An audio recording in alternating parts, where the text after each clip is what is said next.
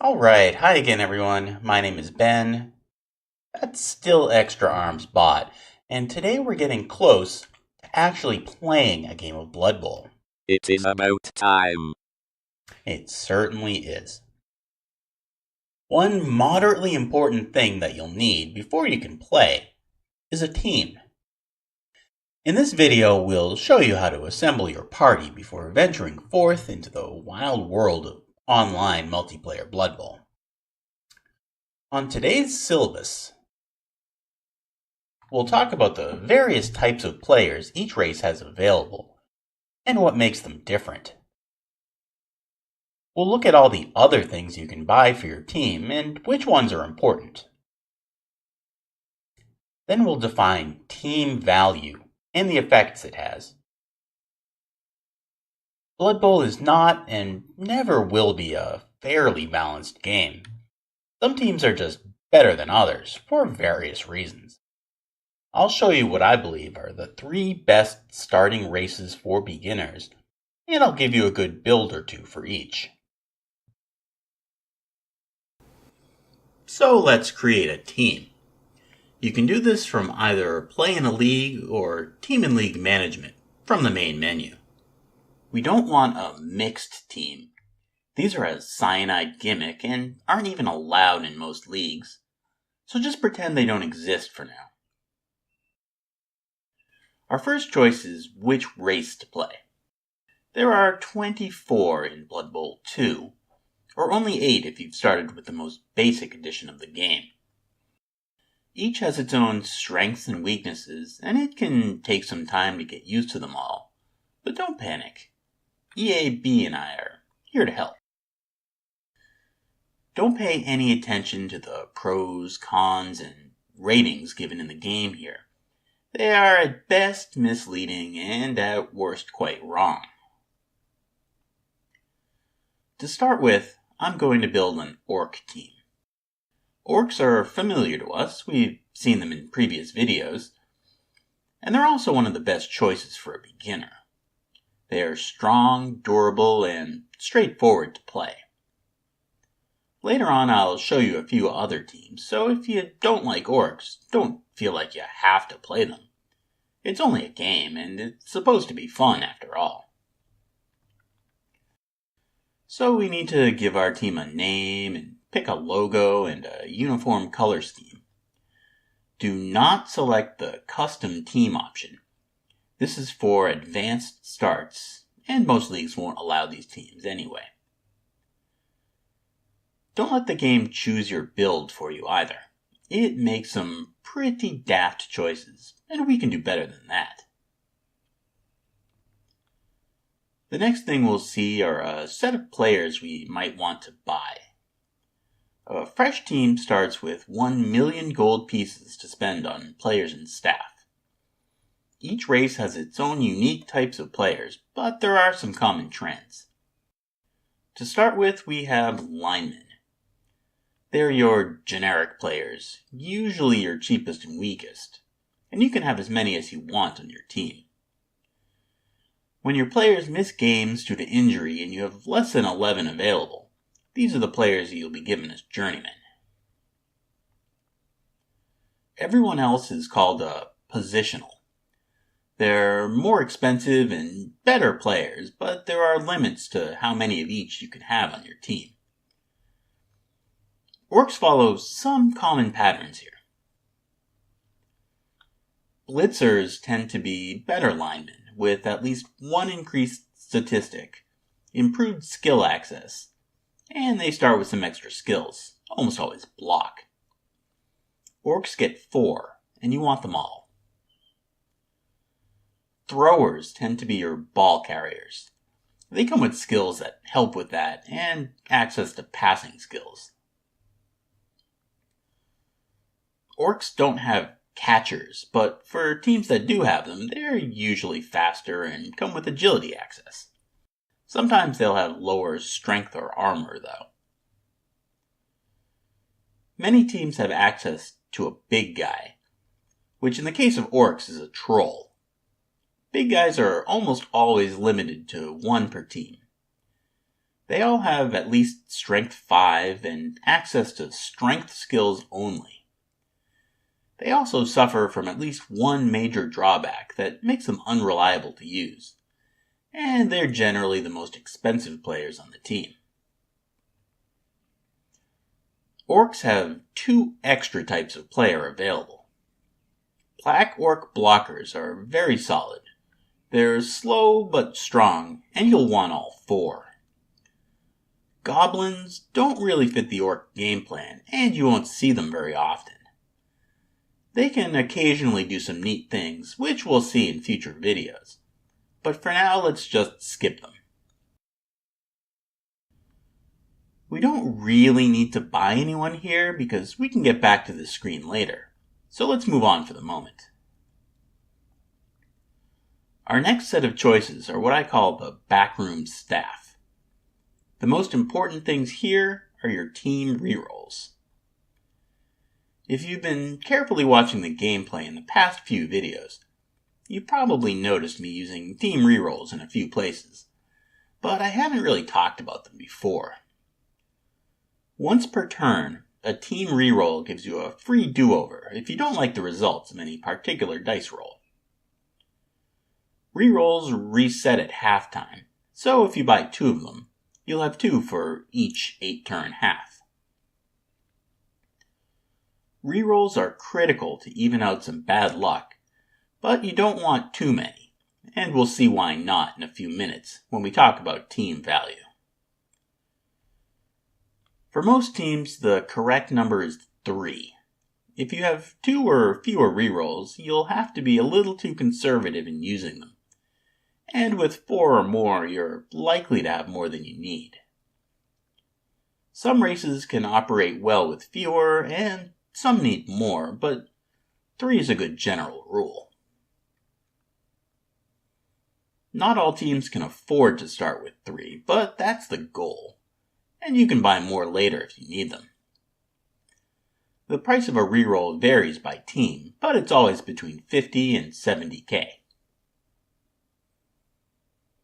Your apothecary, or Apo, is also important. You're only allowed 1, and every team that can take one will want it as soon as possible. Once per game, an Apo lets you try to heal an injured player. It can even save a player from death, though this isn't guaranteed to work. Cheerleaders and assistant coaches have a very minimal impact.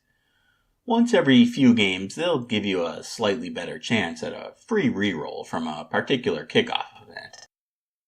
We'll see how this works in a future video.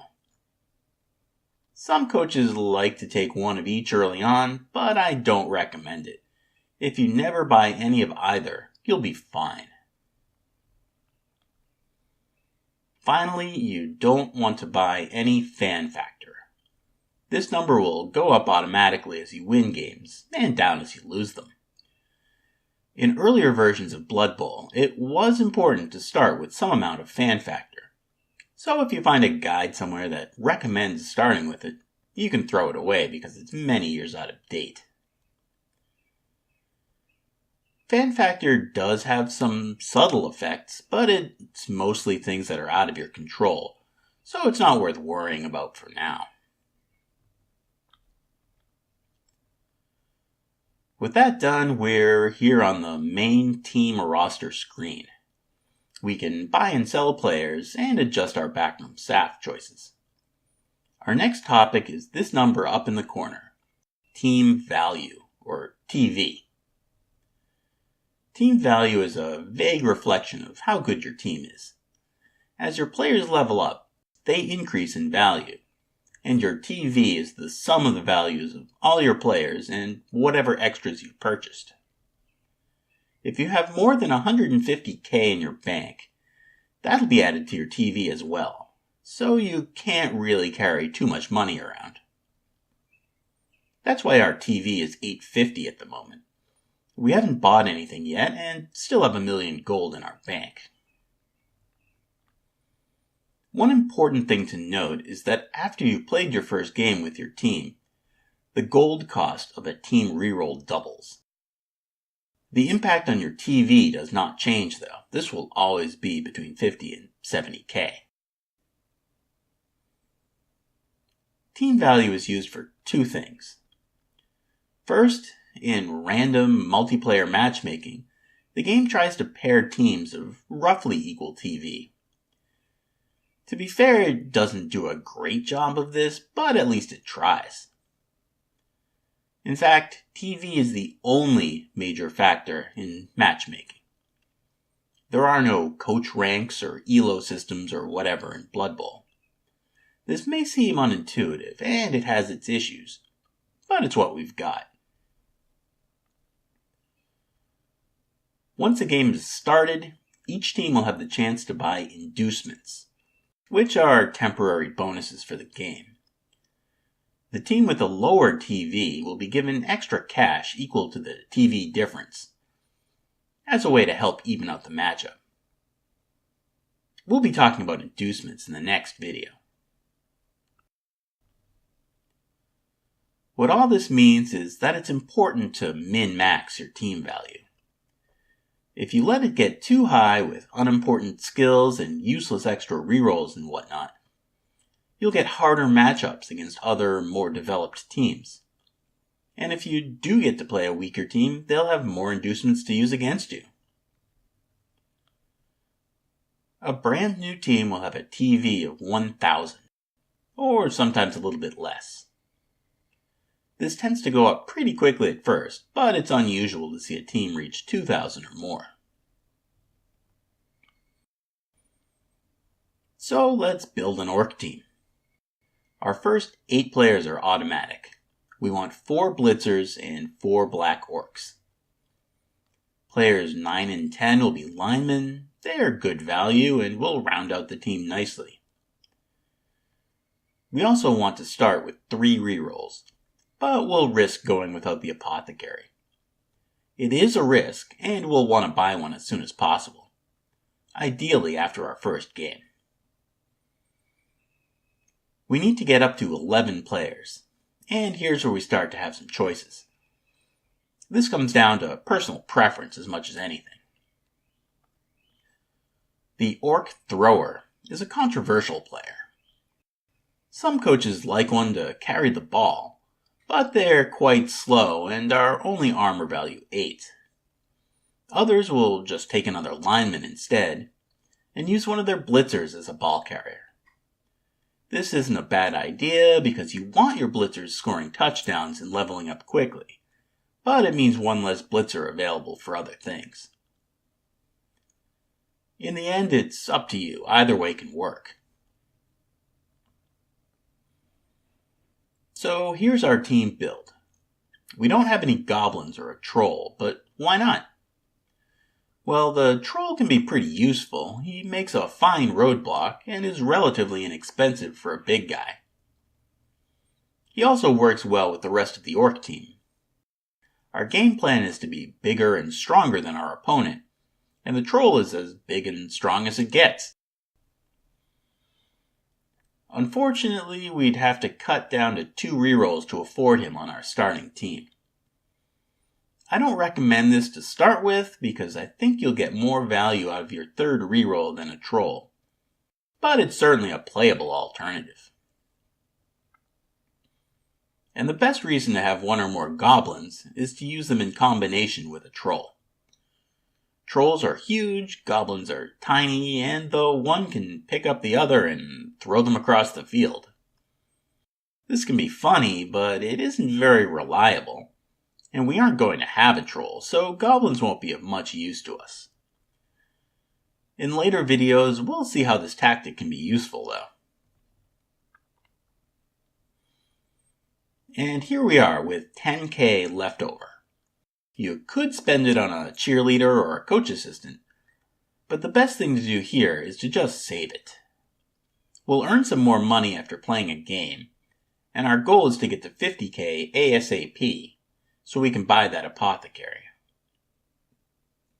We might also need more money to replace players that take major injuries. I promised you 3 good starting team builds, and we've just seen orcs. So let's meet two more. Our next team is Undead. This was a DLC team, so you might not own it if you only started with the basic edition of BB2. They are one of the strongest teams early on though, and pretty easy to play, so they're definitely worth considering. Undead have two different types of linemen, zombies and skeletons. Skeletons are a little faster, but zombies are a bit more durable. Some coaches like to take one skeleton, but most good coaches I know prefer zombies, as in practice the durability is usually more important than the extra movement. In later videos we'll see both in action, so you'll have the chance to see how their different strengths work out in practice.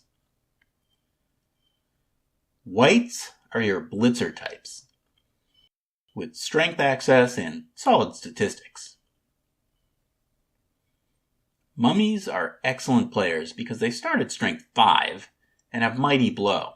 Most other teams simply can't deal with them early on. Mummies also don't have loner, which is rare for a player with strength 5 or higher. Ghouls are your catchers, though of course they won't be throwing passes to each other. They're fast and they start with dodge, so they'll be the ones carrying the ball on offense. They are very fragile though, so you need to be careful with them. Undead have a very simple starting build. 2 mummies, 2 wights, 3 ghouls, 4 zombies, and 3 rerolls. It's everything you want, and it works out nicely to exactly 1000k. It's also possible to start with a 4th ghoul, but you'll need to drop to 2 rerolls, and again I don't recommend that for beginners. Note that Undead can't have an apothecary, because you can't really take a zombie to the doctor. Instead, they have a necromancer, which comes for free. Once per game, if you kill an opposing player, he'll be raised from the dead and immediately put on your team as a zombie. He can even come in for the second half and play against his old team. Some players can't be raised from the dead, but if you play enough Undead, you'll get all the free zombies you could ever want. Another consequence of not having an apothecary is that you can't heal injured players. Instead, most Undead players have the extraordinary skill Regeneration, which gives them a 50-50 shot of shrugging off any injury, up to and including death. Ghouls don't have regen though, so don't expect them to last very long. Finally, you may find the agility game a more interesting style of play than Bash. If you want to be fast and elusive, the team for you is Dark Elves. Dark Elves are the sturdiest of the elf teams. Most players have armor 8, and you'll start with more of the block skill than other elf teams do. They also have some very unusual positionals, so let's have a look. First of all, assassins are very cool, but not very effective players. Their stab skill is nice when it works, and it's useful against players that are hard to knock over. But when it fails, it leaves your defenseless assassin wide open to a counterattack. Their other skill, shadowing, lets them follow a player who moves away from them. The odds of this working depends on your assassin's movement value. Assassins only have movement 6, which in practice means that shadowing doesn't even work very often. And when it does work, you frequently won't even want to use it. The square you could move to might not be better than the one you're already in. Runners aren't really necessary either. They aren't bad ball carriers, but you'll find that every elf can be an effective ball carrier. Their free skill is a bit of a gimmick, It only works if they're carrying the ball and get blocked by an opponent, which isn't usually something you want to have happen. Runners do have normal access to passing skills, which is one good reason to want to take one. Witch Elves are a bit fragile and can be tricky to use effectively, but they are quite powerful, and eventually you'll want both. Witches start with 3 skills. We've seen Frenzy and Dodge, and the third is Jump Up. This does 2 different things, and sometimes the cyanide interface gets confused about what you want to do. So if you do start using Witch Elves, you'll want to take a few minutes to learn how it works. And Blitzers are the core of your team. Unlike most Blitzer types, they don't have access to strength skills. But with 4 of them, you'll roll some doubles sooner or later for Mighty Blow and Guard and whatnot. Dark Elf players are expensive, so you can't really start with everything you'd like. Your first 10 players are pretty standard, 7 linemen and 3 blitzers. The 11th player is your choice, either a Witch Elf or the 4th blitzer. Either way, you'll only be able to start with 2 rerolls. Buying the 3rd reroll is a priority, but most coaches prefer to get the Apo first. Either way, you want both pronto, and then you can work on saving up for more players. So that's 3 good teams for you to start with. They're all relatively durable, they don't try to do anything too fancy, and importantly, they're all good at winning games. The best team for you to start with, though, is the one you'll have the most fun playing. After all, it's only a game, and you should enjoy it. The teams and builds in this video will give you a good start, but it's not the only way to play, and you have to decide what's best for you. Next time, I'll show you how to take the team we just built and actually find an opponent to play against.